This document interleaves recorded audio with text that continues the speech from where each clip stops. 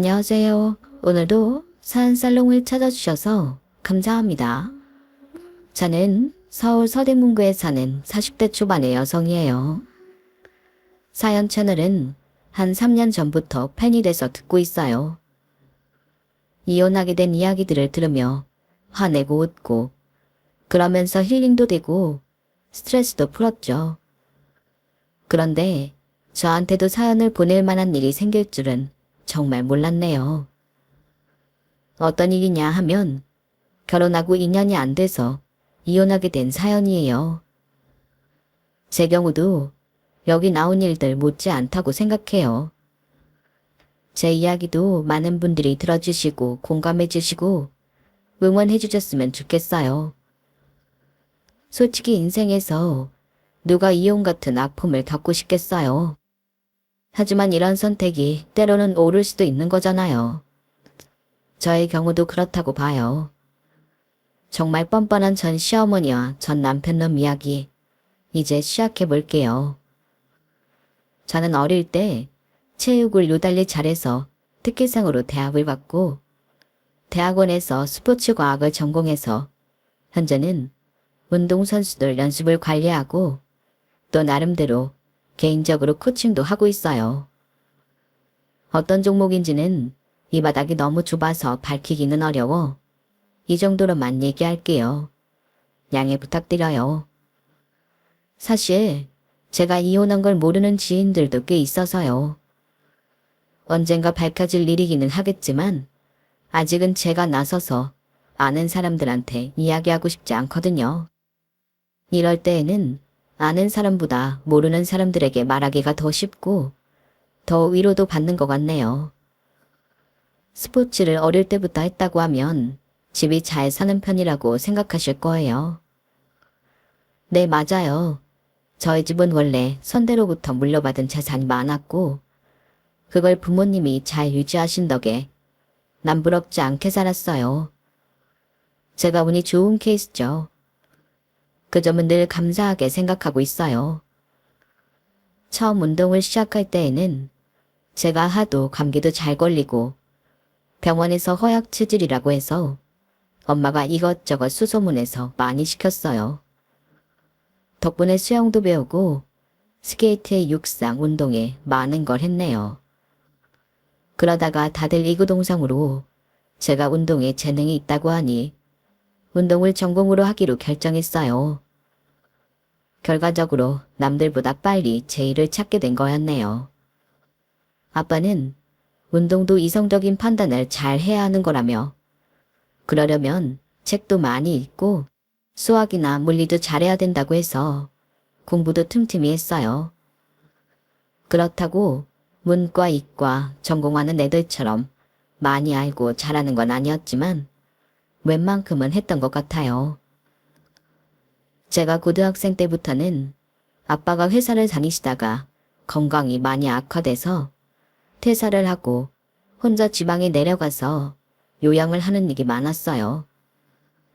엄마는 학원을 크게 하시다가 제 뒷바라지 때문에 중학생 때부터 다른 사람한테 맡겨놓은 상태였거든요. 하지만 앞에서 말했다시피 저희 집이 물려받은 게 많아서 어려움을 겪지는 않았어요. 엄마와 아빠는 전화통화, 화상통화를 많이 하셨는데 그때마다 학원 운영 이야기도 많이 하시고 투자 같은 거에 대해 활발히 의견을 나누곤 하셨어요. 제 남동생은 그런 엄마 아빠의 영향인지 경영학과에 진학을 했고 유학까지 갔네요. 저는 한국에서 대학원을 나와서 선수들을 관리하는 일을 하게 됐고요. 처음에는 그런 일을 하려고 한 게 아니었는데 친구 따라 강남 간댔다고 대학원 동기가 거기에 원서를 낸다고 하니 어디 나도 한번 해볼까 하며 냈다가 덜컥 된 거였어요. 다닐지 말지 고민을 하는데 엄마 아빠는 다 경험이라고 해보라고 하셨어요. 사람 일이라는 게 할 수 없다고 하잖아. 이게 너한테 맞는 일이라서 합격한 건지도 모르지. 그리고 아니면 어때? 그때는 관두고 다른 거 찾으면 돼. 인생은 뭐든 다 경험이야. 그렇게 가볍게 생각해야 인생이 덜 힘들다? 엄마는 농담처럼 말씀하셨지만 저한테는 뼈 있는 얘기로 들렸어요. 아무래도 젊을 때부터 학원을 운영하시고 아빠와 함께 집안에 이러한 저런 일을 하셨으니 거기서부터 나온 진짜 조언 같았거든요. 그래서 저는 일을 해보기로 결심했고 엄마 말씀처럼 정말 이게 제 직업이 돼서 10여 년을 하게 됐네요. 제가 일을 워낙 좋아하고 선수들 따라 해외 다니고 한국에 있을 때에도 개인 코칭하느라 정신이 없으니 남자친구가 생길 시간도 없었고요. 그러다 보니 부모님은 제가 혼자 살게 될까봐 걱정을 하시더라고요. 몇 년 전부터 아빠 건강이 어느 정도 좋아져서 부모님은 경기도에 집을 장만해서 같이 계셨거든요. 저는 서울에 있었고요. 가끔 부모님 집에 가면 두 분 다 저보고 결혼은 안 하냐고 말씀하셨어요. 지희야, 너 결혼은 안 할 거야? 아무리 일이 좋아도 인생에 반여자가 있어야 쓸쓸하지 않지. 나이 들어서 너 혼자 있어봐. 얼마나 외롭겠어. 아빠가 지금까지 어떻게 버텼는데 우리 가족이 있어서 힘도 내고 더 건강해지려고 노력했단 말이야. 엄마도 아빠 생각하고 같아. 사람은 결국 혼자라고 하지만 그래도 혼자 못 사는 게 이 세상이잖아. 정우도 여친 데려오고 결혼 안 해 만에 투닥거리는데 너는 언제까지 이러고 있을 거야? 이러다 훌쩍 40 되는데. 나는 지금 이대로도 좋은데. 그리고 내 옆에 사람들 많아. 아유, 이거사. 가족하고 그게 같니? 가족으로 끈이 연결돼야지. 가족이라고 다 좋지는 않지. 나도 사람들 얘기 많이 들어봐서 알아. 어쩌면 우리 집이 평범한 게 아니고 특이한 걸지도 몰라. 어쩜 그렇게 가족이 원수인 사람들이 많은지. 너 어디서 그런 말만 들어? 안 돼. 그런 사람들 만나지 말고 얼른 남자친구부터 만들어. 그게 만들어야지 한다고 되나? 그리고 엄마 말대로 하면 사람들 거의 마주치지도 못하고 살걸? 사람 일 진짜 모른다고 부모님이 이렇게 걱정의 말들을 하시고 얼마 안 돼서 호감형 인물이 나타났지 뭐예요. 개인적으로 코칭해주는 선수의 지인이었는데 그 선수가 코칭 끝나고 갈 때 기다리더라고요. 둘이 중학교 때부터 친구였고 자주 만난다는 것 같았어요. 저는 그 사람이 일반 회사를 다니지는 않을 거라고 생각했는데 왜냐하면 평일 오후 시간에 편한 옷차림으로 올 때가 많았거든요. 아니나 다를까 정식으로 만났을 때 처음 자기소개를 할 때 엄마랑 같이 쇼핑몰 사업을 한다더라고요. 엄마 덕이기는 한데 이 나이에 이사직함 달고 있네요. 그렇다고 일을 못하지 않습니다. 영어도 유창하고 이탈리아어랑 중국어도 해요. 이 정도면 능력 있죠? 제가 직접 해외 나가서 수입 계약도 잘 따오는데 친구놈들 중에는 제가 능력도 없는데 부모 덕에 편하게 산다고만 생각하는 애들도 있어요. 아, 뭔지 알 것 같아요. 저나 동생도 부모님이 돈 많아서 실력도 안 되는데 뭔가 부정으로 자리 잡고 유학 갔을 거라고 생각하는 사람들이 있거든요. 어떤 마음인지 충분히 이해해요. 이런 공통점이 있어서였을까요? 저희는 빠르게 가까워졌고 저도 남편도 나이가 있어서 양쪽 집에서는 발말하지 않고 결혼에 찬성했어요. 그렇게 저는 부모님이 바라시던 결혼을 하게 됐네요. 남편 아버지는 남편이 대학 다닐 때 돌아가셔서 시어머니 한 분뿐이었어요. 다른 나라에 사는 손이 시누이가 있기는 한데 별로 안 친하다고 하더라고요. 예전부터 엄마와도 잘 싸웠고 남편과도 사이가 그닥 좋은 편이 아니라고 했어요. 그래서인지 시누이는 외국인 남편과 결혼식만 참석하고 그 후 간다 온다 말도 없이 가버렸더라고요. 시어머니는 결혼 전에도 인상이 만만치 않다고는 느꼈어요. 사업을 하려면 저래야 되겠지라고 좋게 생각했었는데 결혼하고 나서 보니 그 인상값을 하더라고요. 초반에 제 길을 꺾으려고 어찌나 용을 쓰던지요. 그런데 저도 운동을 한 사람이잖아요. 선수 생활까지 한 사람들이 그렇게 기가 약하지 않거든요. 저를 두 눈 부릅뜨고 노려보거나 제가 말을 해도 대답도 않는 것 정도는 아무렇지도 않았어요. 진짜 그러든지 말든지 흘려버렸죠. 신혼여행 후 처음 시댁에 갔다 오자 남편이 이러더라고요. 지 너 진짜 기세다. 우리 엄마 저러면 다들 진옥 드는데 너는 어떻게 된 거야? 우리 엄마 너 군기 좀 잡으려면 고생하시겠는데? 그랬어?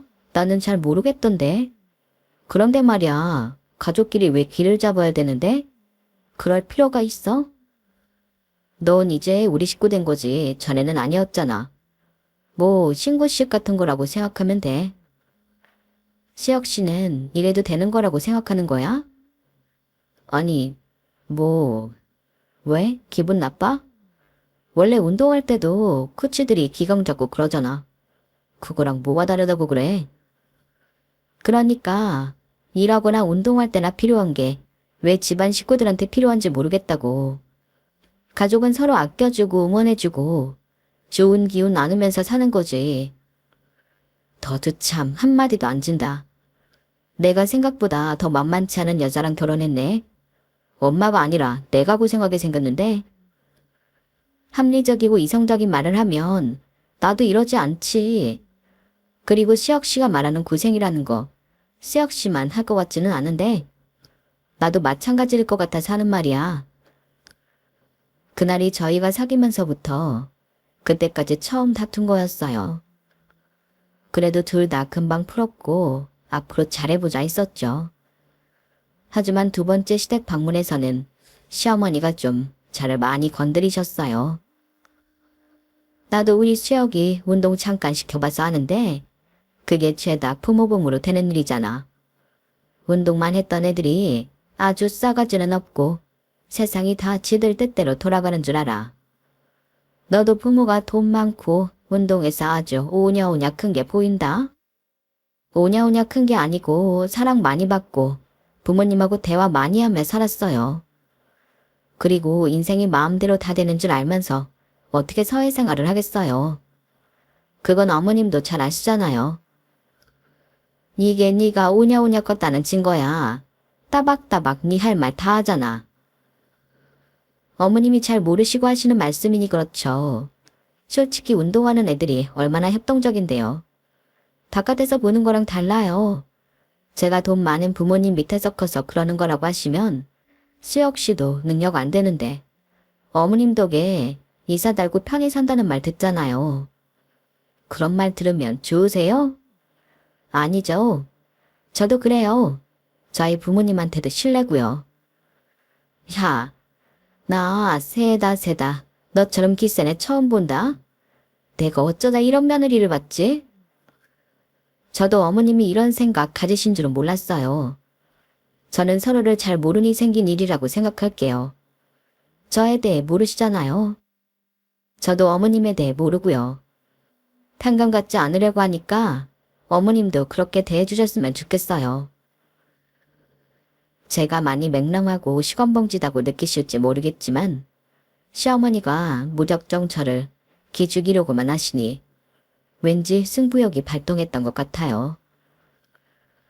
참, 그리고 이거는 아직 확정적인 건 아니지만 부모님이 투자금 뺀 게 있는데 어머님 사업이 괜찮은지 알아보겠다고 하셨거든요. 투자를 해도 좋을지요. 전문가하고 상담을 하실 것 같네요. 일단 알고 계시는 게 좋을 것 같아서 미리 말씀드려요. 제 말에 시어머니는 표정이 확 달라졌어요. 아주 순식간에 미소가 퍼지더라고요. 그럴 것 같아서 일부러 말한 것도 있었어요. 더는 저한테 싫은 소리 못하게 할 입막음용이었죠. 아니, 그걸 알아보고 말고 할 게 뭐 있니? 그냥 하면 되지. 사돈간에 무슨 정보가 필요해? 식구나 마찬가지인데. 어머님도 저 이제 식구 됐다고 이렇게 하시잖아요. 하물며 투자는 돈이 오고 가는 건데 확실히 해야죠. 저희 부모님은 아무리 친한 친구여도 투자 같은 건 철저하게 따져보고 알아보고 하셨어요. 그게 친구도 안 잃고 의도 안 상하는 거라고요. 뭐래니? 얘는 우리 사업 문제 없어. 투자하면 그냥 논하는 거지. 하긴 내가 바깥 사돈 니들 살 집 20평 해주는 거 보고 돈만 많고 사람이 작다고 생각하기는 했다. 그게 이런 데서도 나오는 거다. 어머님은 저희 집 아예 못 해주신다고 하셨잖아요. 어머님은 무려 사업가신데요. 제 말에 시어머니는 더 이상 말을 못하고 째려보기만 했어요. 남편도 듣기 거북하다며 뭐라고 했고요. 그래도 친정에서 투자를 알아본다니 저한테 무슨 말 잘못했다가 틀어질까봐 그런지 말조심을 하더라고요. 이제 와서 하는 말이지만 그때 이미 저는 결혼한 걸 후회하고 있었어요. 괜히 엮인 것 같은 거 있죠. 부모님도 시어머니 사업 정보를 받아보고 재정 상태를 알아보시고서는 좀 실망하시는 것 같더라고요. 이게 누구한테 투자 받을 상황이 아닌 것 같다고 하셨어요. 뭐 밀키트 사업을 시작한다길래 알아본 거였는데 요즘 그쪽 전망이 좋잖아. 근데 이거는 사업 자체를 첫 단추부터 뭔가 잘못 시작한 것 같다. 생각보다 쇼핑몰이 적자가 크고 돈 들어오는데 좀 어려움도 있겠는데? 그러면서 아빠가 말을 아끼셨어요. 제가 이미 시어머니한테 말을 했다고 하니 알겠다고만 하시더라고요. 근데 시어머니가 정말 웃겼던 게요. 사람이 너무 가볍고 속이 빤히 들여다 보였어요. 전에는 한 번도 엄마한테 호칭을 한 적이 없었는데 갑자기 안 사돈 찾으며 엄마한테 전화도 하고 친한 척을 하더라고요. 부모님은 시어머니가 그닥 좋지는 않으셨지만 저를 생각해서 친절히 대하려고 하셨어요. 그리고 부모님이 이 정도는 없는 셈 쳐도 되겠다 싶은 선에서 투자할 생각이셨더라고요. 그래서 같이 얘기를 좀 하자고 하니까 정말 엄청 고급 일식집으로 부모님을 초대한 거 있죠. 사실 상견례 때 시어머니가 비싼 데 잡을 거면 우리 쪽에서 부담 많이 하라고 해서 시어머니가 원하는 적당한 데에서 했거든요. 그리고 반반씩 냈고요. 물론 이제는 저희 부모님하고 사업상 만나는 거니 그럴 수 있겠지만 너무 속 보이는 것 같아 얄미웠어요. 저나 부모님이나 이왕 연을 맺을 사람들 잘 지내보자는 생각이었어요. 사람 사이가 껄끄러우면 불편하잖아요. 저희 부모님은 여유가 있어도 그렇게 비싼 음식 안 좋아하세요. 특별한 경우가 아니면 그런데 잘 안 가세요. 그런데 시어머니는 아주 툭하면 5성급 호텔 레스토랑 가서 밥 먹더라고요. 백화점 식당 가도 잘 안 가요. 아주 잘 나가는 비싼 게 있으면 가고요. 뭐 그런 것까지 제가 말을 할 수는 없었죠. 평생 그렇게 살아왔고 그게 당연한 줄 알고 살았을 텐데요. 저희랑 가풍이 다른 거니까 그런가 보다 하고 넘어갔어요. 아무튼 그날 부모님은 식사를 하며 밀키트 사업을 전면 개선하면 얼마 정도 투자를 할 수 있다고 말씀하셨대요. 투자도 투자인데 부모님은 저를 생각하셔서 그러셨더라고요. 뭔가 이 집 분위기가 이대로면 저를 제대로 대접해주지 않을 것 같은 게 보였다고. 나중에 그렇게 말씀하셨어요. 시어머니는 그렇게 하겠다고 철석같이 약속을 하고 그 자리에서 각서도 썼고 저희 부모님과 동행한 변호사분한테 공증까지 받았다고 해요. 그렇게까지 했건만 시어머니한테 약속은 말뿐인 거였고 자기 하고 싶은 대로 했더라고요. 저도 부모님도 모르고 있었죠. 그런데 남편이 석 달째 공동생활통장에 돈을 넣지 않았어요. 한두 달은 그냥 넘어갔는데 말을 안 하고 있으면 이대로 생활비를 넣지 않을 것 같아 얘기를 했죠. 그랬더니 생각도 못한 말을 하는 거였어요. 우리 밀키트 사업하는 거에 돈이 꽤 들어가. 엄마가 생전 처음 집담보 대출까지 썼잖아.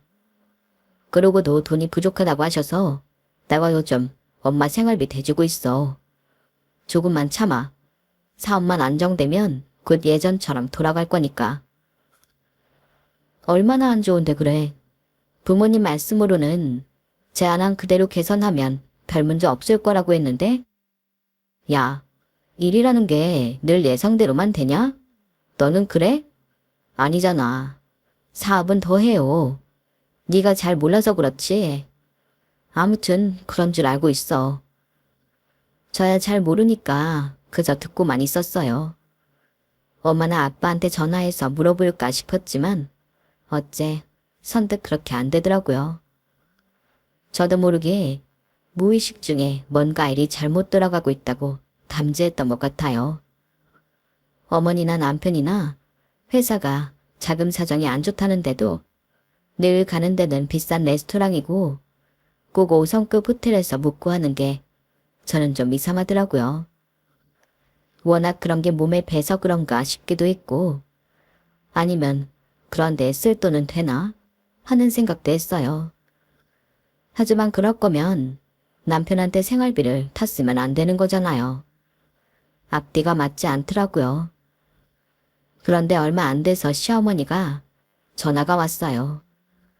여느 때와는 다르게 아주 상냥한 목소리로 저한테 며느라기라고 하는데 너무 어색하더군요. 우리 며느리 밥을 잘 챙겨 먹었어? 어디 아픈 데는 없고? 네, 저 다 괜찮아요, 어머니. 그거 걱정되셨어요? 예, 오늘 우리 같이 쇼핑하지 않을래? 차도 마시고. 아, 죄송해요, 어머니. 오늘은 제가 일 끝나고 저녁이 있어요. 미루기 어려워요. 그럼 내가 지금 말하는 수밖에 없겠다. 너 돈 좀 있지? 나 당분간 쓸 수 있을까? 생활비 시혁 씨가 안 보냈어요.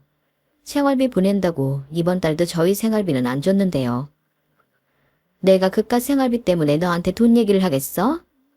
한 1억만 어떻게 안 될까? 급한 불 좀 끄게. 그런 큰 돈은 제가 움직이기는 쉽지 않은데요. 시혁이한테 말 안 하면 되지. 어차피 네 돈 아니니. 네 돈 네가 쓰는 건데 뭐라고 할 거 있어? 근데 어머니 혹시 저한테 돈 있는 거 시혁 씨한테 들은 적 있으세요? 제가 딱 그만큼 따로 둔 통장이 있거든요. 어? 아니야. 걔가 그런 말을 나한테 못하러 해. 돈 있다니 다행이다. 얼른 좀 보내다오. 근데 이거는 제 신상에 무슨 일 생겼을 때 쓰레고 한 돈이라서요.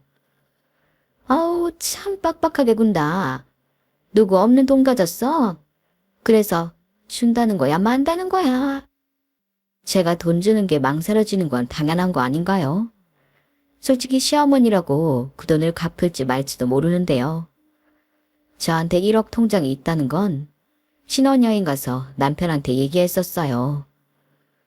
이건 제가 사회인이 됐을 때 지금은 돌아가신 할머니가 제가 정말 위기 상황이 되면 쓰라고 따로 주신 거였어요. 그 돈을 쓸 일은 한 번도 없었고요. 그 사이 이자도 좀 붙기는 했었죠.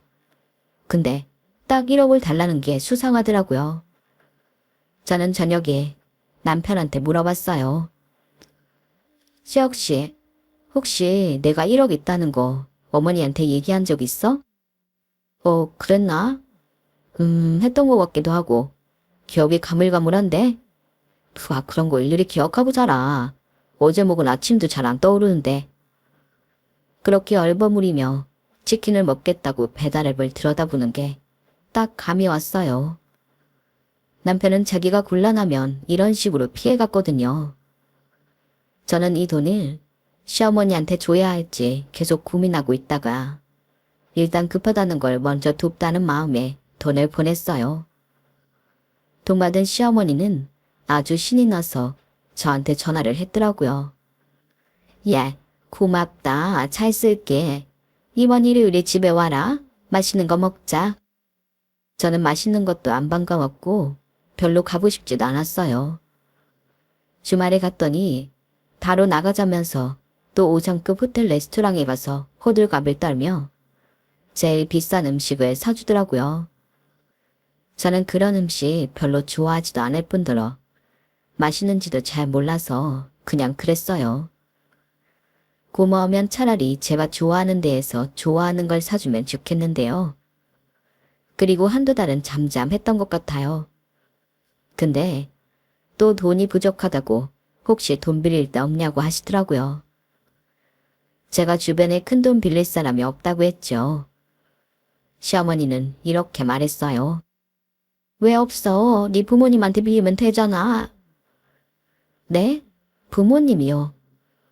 저기 어머니, 저희 부모님이 어머니한테 투자까지 하셨는데 이런 거 아시면 오히려 안 주시지 않을까요? 왜? 내가 쓴다고 해. 네가 필요하다고 해. 저는 그렇게 돈 필요할 데가 없어요. 부모님도 그걸 아시고요. 그리고 저 부모님한테 어머니 대신 돈 빌리고 싶지 않아요. 제가 1억 드린 게 2달도 안 됐는데요. 저희 부모님 투자금은 어떻게 된 거예요? 네가 사업을 뭘 한다고 그따위로 말을 하니? 내가 아무렴 허튼데 돈을 썼겠어?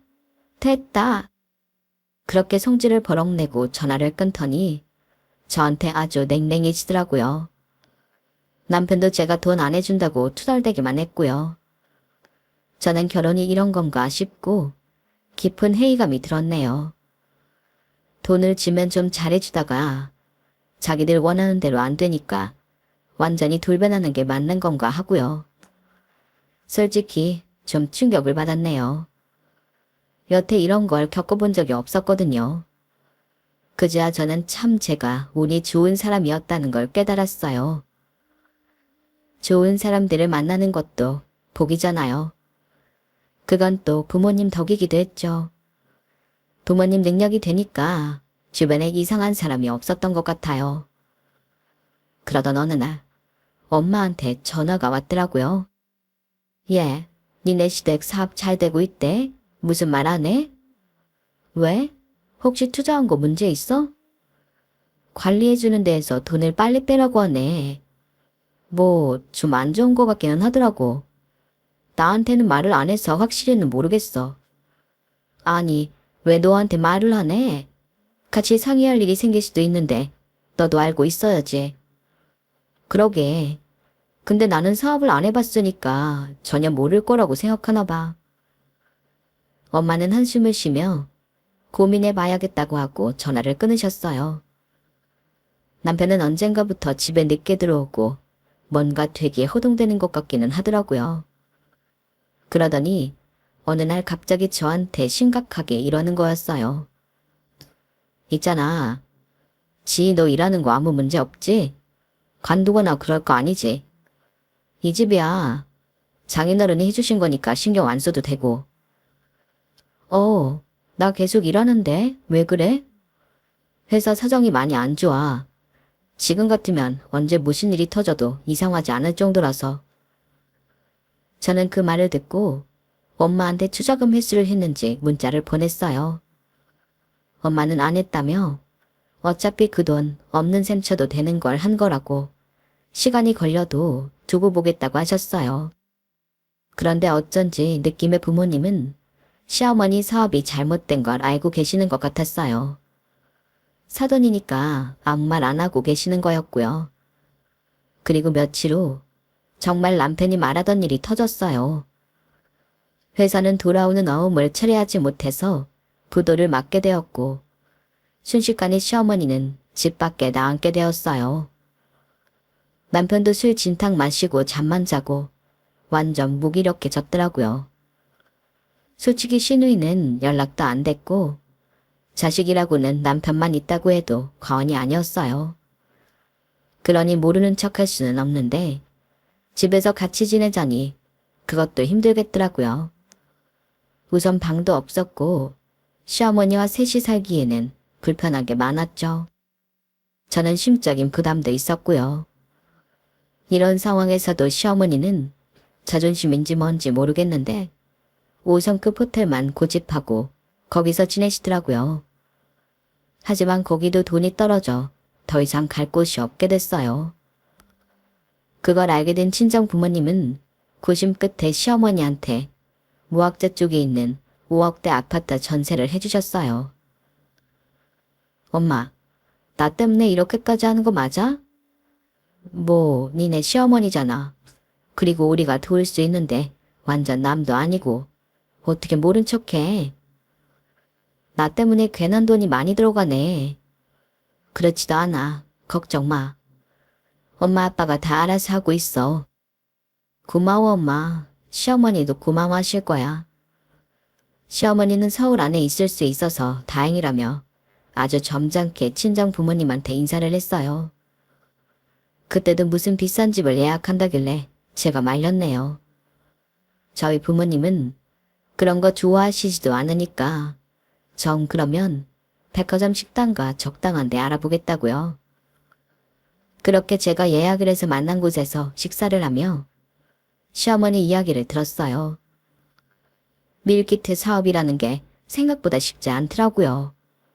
정말 몸으로 부딪혀 봐야 한다는 말이 맞다는 걸 실감했어요. 식품 사업도 자신 있었는데 말이죠. 세상이 항상 제 뜻대로만 되는 건 아니네요. 그렇죠. 어떤 일이든 그 일에 대한 기본부터 잘 아는 게 중요한 것 같습니다. 혹시 사부인, 전에 저희가 권고해 드렸던 개선점들은 고려하셨는지요? 아빠가 물어보자 시어머니는 눈꺼풀이 파르르 떨렸어요. 안 했다는 거죠. 아, 예. 물론 저희도 다 고려해 본 사항이에요. 그렇지, 수여가? 네네. 저희가 검토할 수 있는 건 다 검토했었던 건데, 이제 이 시장 조사 같은 게 우리가 완벽하게 한다고 해도 또 바뀌고 하니까요. 트렌드가 확확 바뀌잖아요. 시어머니도 남편도 줄줄이 변명 만들어 놓고 절대 자기들이 부족했다, 모자랐다 이런 말은 안 하더라고요. 그 말에 엄마가 못 참겠는지 좀 쌀쌀맞게 말씀하셨어요. 트렌드보다 중요한 게 기분 아닌가? 트렌드대로만 흘러가면 오래된 가게들이 어떻게 살아남았겠어. 설렁탕집, 냉면집, 대를 이어가면서 하는 데는 트렌드랑 아무 상관없이 잘하고 있어. 그건 기본을 지켰기 때문이야. 엄마가 마음 먹고 한 말에 시어머니랑 남편은 더는 아무 말도 하지 못하더라고요. 내심 속이 시원하더라고요. 그렇게 식사를 마치고 나오는 길에 엄마는 남편한테 한 말이 더 했어요. 자네 어머니한테 신경 써야 하는 건 잘 알고 있지만 어머니 괜찮으실 거야. 회사 돈이 없는 거지. 어머니 긴 돈은 있을 거 아닌가. 우리 지희한테 소홀하지 않았으면 좋겠어. 네 어머니, 제가 더 잘해야죠. 아무튼 감사합니다. 들어가세요. 남편은 엄마 말을 듣고 쓴웃음을 지으며 슬렁슬렁 인사를 하더라고요. 기분 나쁘다는 표시였어요. 남편은 그날 집에 와서 저한테 말 한마디 안 하고 아예 같이 있으려고도 안 하더라고요. 그때부터 마치 엄마 말에 복수라도 하듯이 집에도 더 늦게 들어왔고요. 하는 일도 없으면서 말이죠. 핑계로는 친구랑 동업 이야기를 하는 중이라고 했는데 그게 아니라는 건 저도 알고 있었어요. 시어머니도 엄마가 그 말을 한 이후부터는 아주 냉랭해져서 더는 고마워하지도 않았고요. 저한테 당연하다는 듯이 자기 집에 생필품 주문하라고 목록까지 문자로 남겼고요. 그러기를 몇 차례. 더는 이대로 안 되겠다 싶어 시어머니랑 단판을 지으러 갔어요. 분명 자기 돈은 있는데 그걸 쥐고 안내해 놓으려고 하는 게 너무 열받더라고요. 제가 먼저 간다고 연락을 하면 오지 말라고 하거나 뭔 꼼수를 부릴지 몰라서 말없이 찾아갔네요. 그런데 마침 두 사람이 아파트 뒤쪽 쉼터에 있는 게 보였어요. 저는 바로 두 사람에게 다가갔죠. 두 사람이 등을 보이고 있는 자리라 제가 오는 줄도 모르고 있더라고요.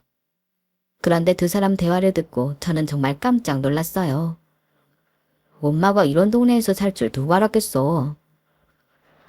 야, 어쩌니 이래서 돈 없으면 서럽다는 거야.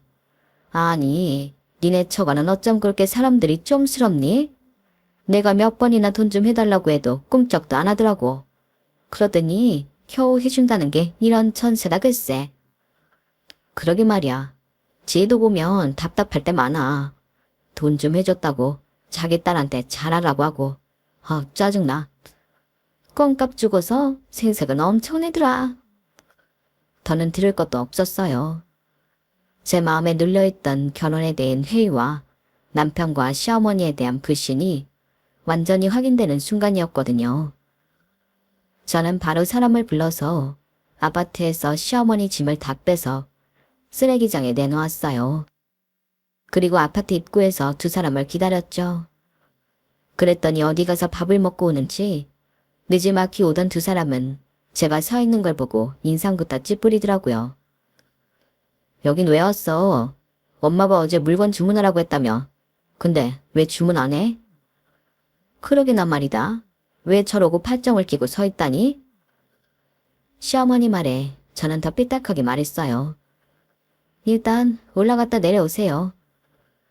제 말에 두 사람은 혀를 차며 올라가다니 조금 있다 남편한테 전화가 오더라고요.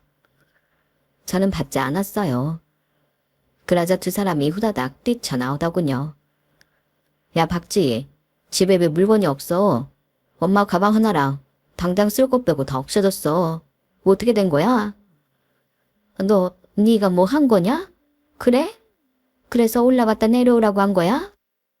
나 당신 아들하고 안 살아. 이혼할 거라고. 두 사람은 입을 딱 벌리고 놀라서 저를 쳐다봤어요. 우리 부모님이 해준 이 아파트가 껌값이라고요? 그럼 그 껌값 갚으시면 되겠네요. 여기 내가 나간다고 부동산에도 주인한테도 말해놨으니까 그런 줄 아세요. 어머니, 저희 부모님 투자금하고 저한테 가져간 1억하고 있는 대로 빨리 갚으세요. 그리고 제가 집으로 가자 남편이 헐레벌떡 쫓아왔어요. 야, 왜 이래? 말로 해, 말로. 나 말로 했어. 내가 무슨 폭력 썼어? 손발 썼어. 말로 했잖아. 그러니까 알아들으라고. 나 너한테도 니네 엄마한테도 질릴 대로 질렸어. 두 사람 병이야. 남들 눈이 중요해서 비싼데 고급인데 아니면 못 가는 병. 난 너 만나기 전까지는 이런 사람들이 진짜 있는지도 몰랐거든. 그래서 내 인생 다시 제 궤도로 들려놓고 싶어. 더 이상 긴 말 안 할 테니까 그런 줄 알아. 알아들었을 거 아냐. 저는 신혼집 비번도 바꿔버리고 친정으로 가서 저한테 있었던 일들을 소상히 말했어요. 엄마는 그럴 줄 알았다며 속상해하셨고 아빠는 아무 말씀 없으셨어요. 그러더니 한참 후 이렇게 말씀하셨어요. 투자금 받는 건 내가 알아서 할 테니 너는 1억하고 모두 하해서 이혼소송 준비해라. 아빠도 결심을 하신 것 같더라고요. 그자 시어머니는 저희 엄마 아빠를 찾아와 싹싹 빌고 저한테 큰 신뢰를 했다고 했지만 저희는 들어주지 않았어요. 아줌마 딸이 왜 절연을 했을까 궁금했는데 이제는 너무 잘 알겠어요. 정신이 제대로 바뀌어 있으니까 안 만나고 사는 거죠. 더는 아줌마랑 아줌마 아들 같은 사람과 엮여서 인생 꼬이고 싶지 않거든요. 그러니까 이만 가주세요. 예, 그러지 말고 며느라. 너 이런 애 아니잖아. 한 번만 더 기회를 타오. 제가 왜 아줌마 며느리예요. 그리고 기회를 드렸었잖아요. 이제 아니에요.